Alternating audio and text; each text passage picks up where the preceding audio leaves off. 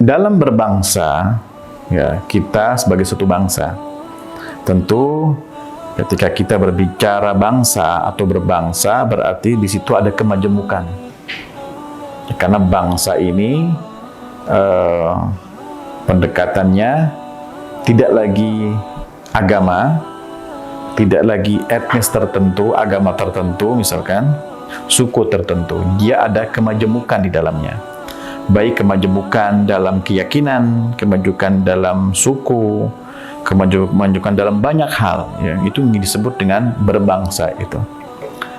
Memang terkadang kita ini dalam, atau kita sebagai manusia-manusia yang agamis, ya sebut saja manusia-manusia agamis atau religius, sering nanti dibenturkan dengan berbangsa ini, ya tanpa perkecualian, ya semua agama akan dihadapkan pada benturan-benturan ini.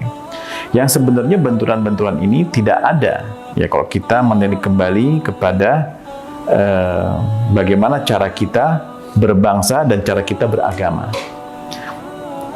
Tema-tema semacam ini memang terkadang menjadi satu perdebatan yang panjang, ya, diskusi yang terus-menerus begitu.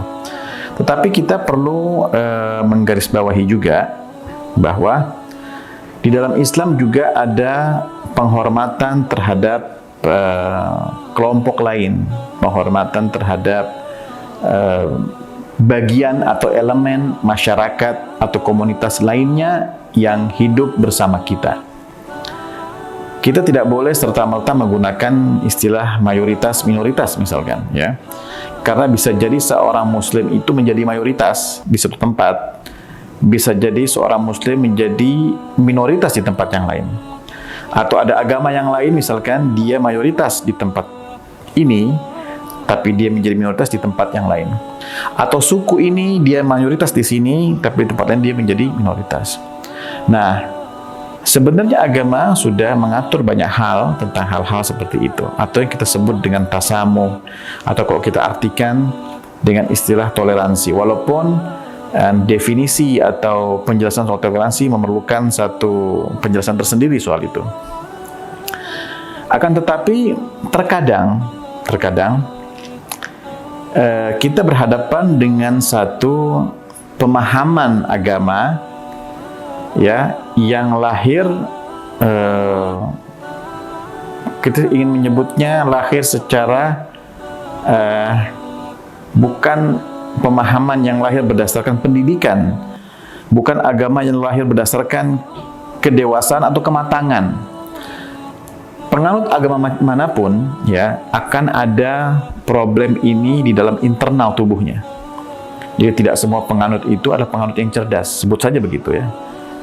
Tidak semua penganut agama itu adalah penganut yang penuh dengan kedewasaan, atau ya sebut saja dengan sesuatu yang berdasarkan batasan-batasan pengetahuan itu sendiri. Ada banyak hal contoh, ya, di tengah-tengah kita maupun di dunia manapun di dunia ini. Nah, yang terjadi di negeri kita misalkan, yang sering kita lihat misalkan, bagaimana kalau puasa itu kan sering, ya, kita lihat di tengah-tengah masyarakat kita, misalkan di bulan puasa tidak boleh membuka warung makan misalkan. Tidak boleh membuka warung makan karena dengan alasan menghormati yang berpuasa. Ini juga satu perdebatan yang panjang sebenarnya. Saya di sini berpendapat sebenarnya tidak ada aturan di dalam Islam itu sendiri untuk tidak boleh buka rumah makan misalkan, nggak ada.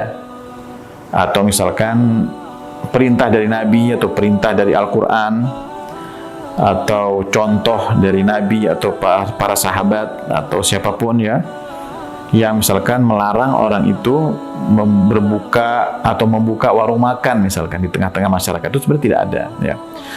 Kalaupun nanti muncul aturan itu lebih dikarenakan sebagai produk budaya. Jadi bukan produk agama, produk budaya yang kemudian dibungkus dengan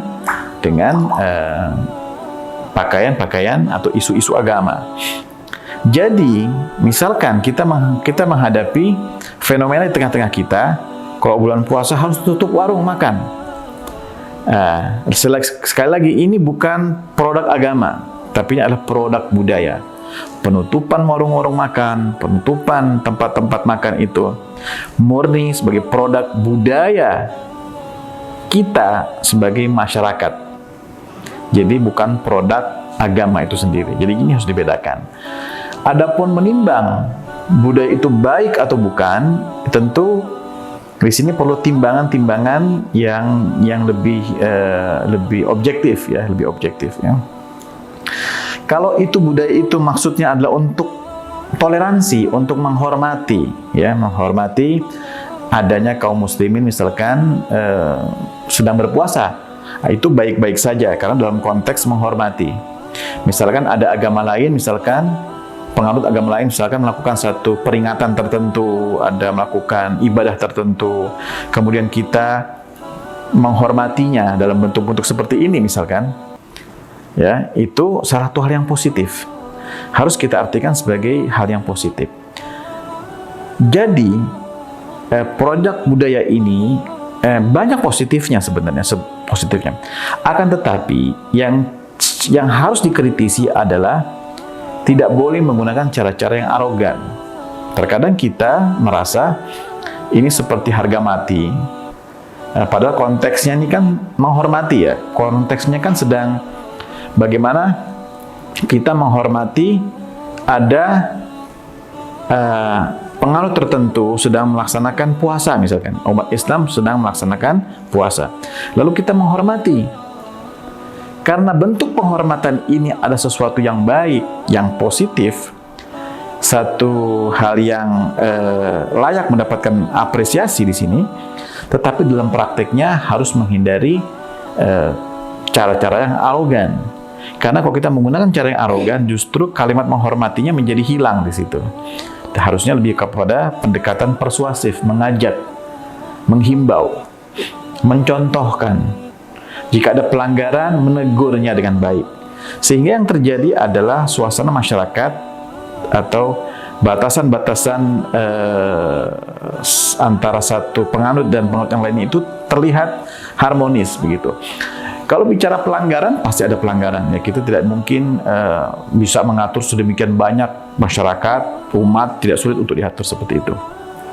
Tetapi inti dari itu semua menunjukkan bahwa puasa kita di sini memang punya batasan-batasan dalam kaitannya kita berbangsa itu.